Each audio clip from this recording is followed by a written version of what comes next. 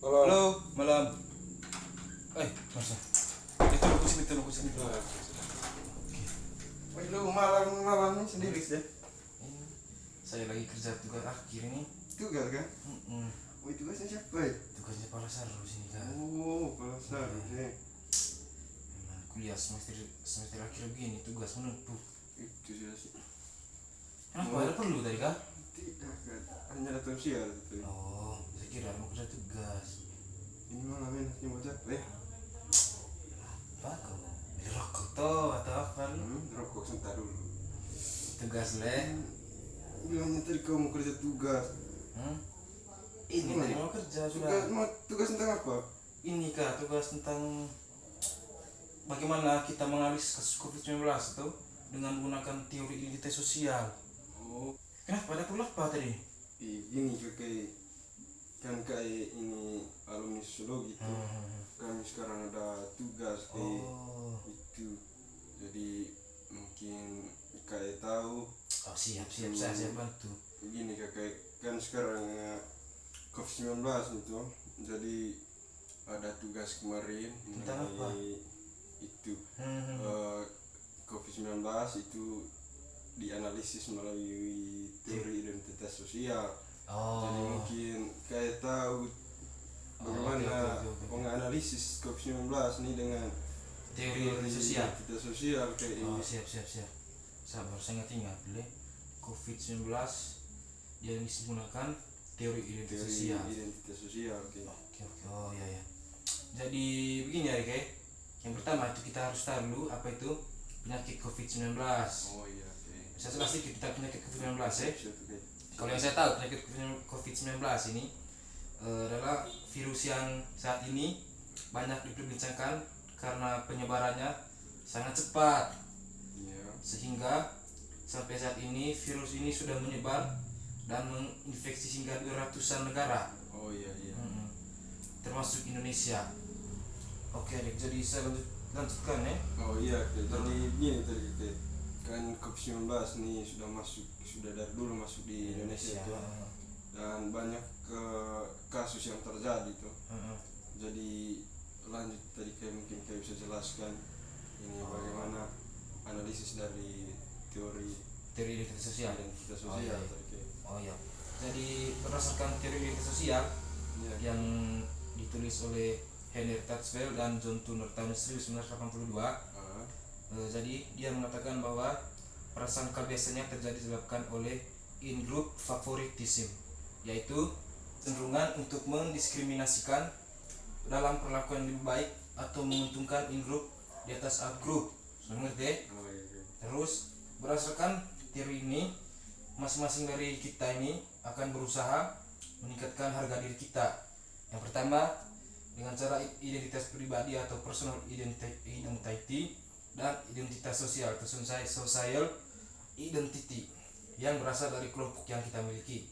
Jadi kita dapat memperteguh harga diri kita dengan prestasi yang kita miliki secara pribadi dan bagaimana kita membandingkan kita dengan individu lain. Terus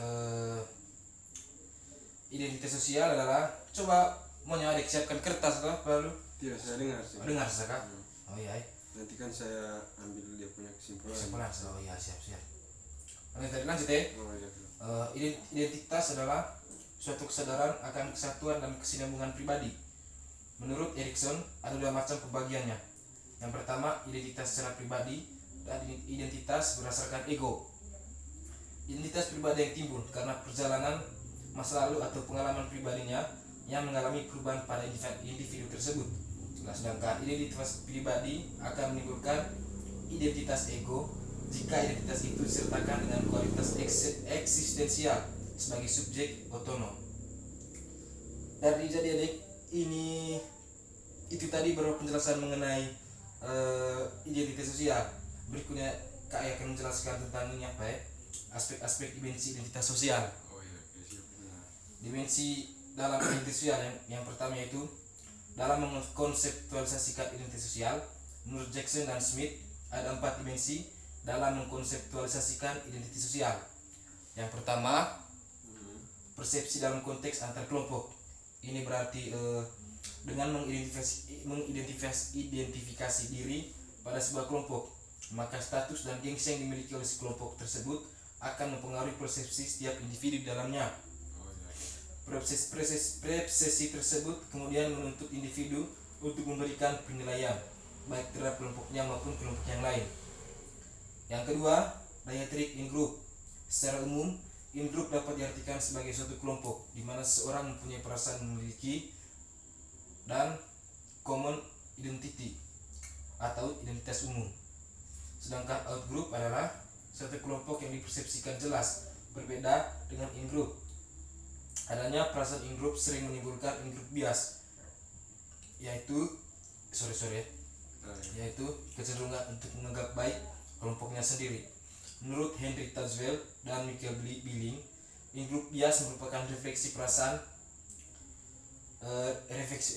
perasaan tidak suka pada grup dan perasaan suka pada in-group.